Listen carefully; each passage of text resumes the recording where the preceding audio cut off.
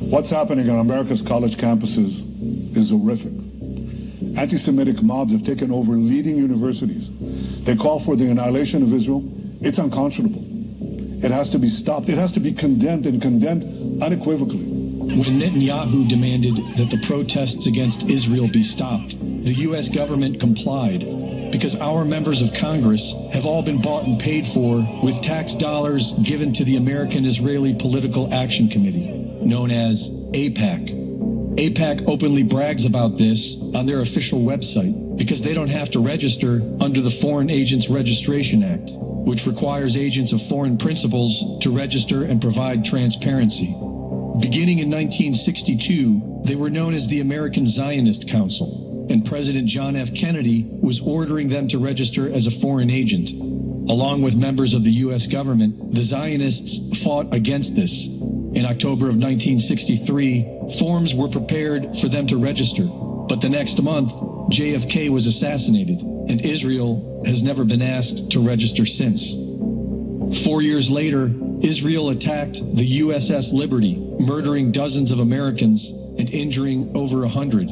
The U.S. government helped them cover it up as an accident. On the day of 9/11, 5 Israelis who were seen photographing the collapse of the Twin Towers and celebrating were arrested and detained for several weeks.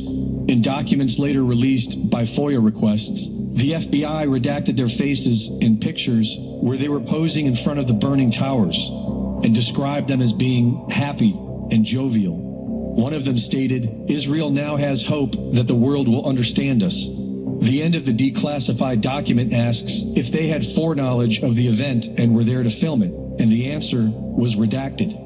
As soon as they were released, they returned to Israel and went on television, where they confirmed that the answer was yes. The fact of the matter is, we are coming from a country that experiences terror daily. Our purpose was to document the event. The dancing Israelis had fake student IDs, and several accounts of suspicious Israeli art students were reported to be infiltrating government buildings. Over 100 of these Israeli art students were arrested.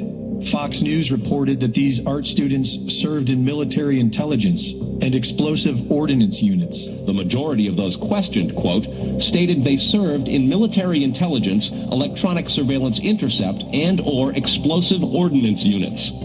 In March of 2000, several of these Mossad art students were living in the World Trade Center as part of the World Views Artist in Residence program.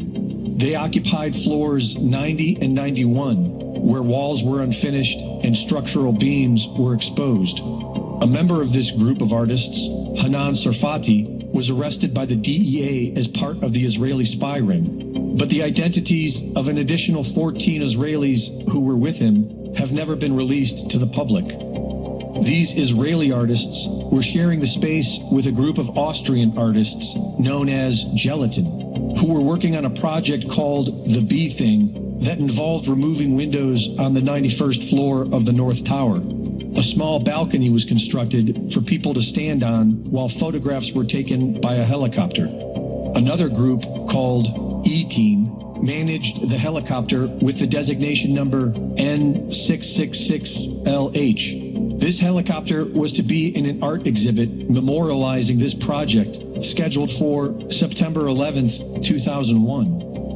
In March of 2001, E-Team had an art project called 127 Windows. Officially, they were going to write their name on the exterior of the tower.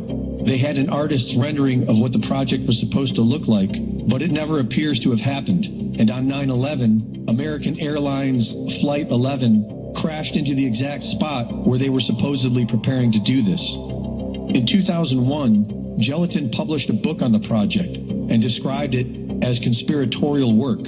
It includes a drawing of someone falling head first from the 91st floor with the words 300 meters of pure pleasure. Gelatin was originally spelled the same as the explosive, but was officially changed in 2005. And the 9/11 Commission report does not mention Gelatin, E-Team, or any of the Israeli Mossad art students.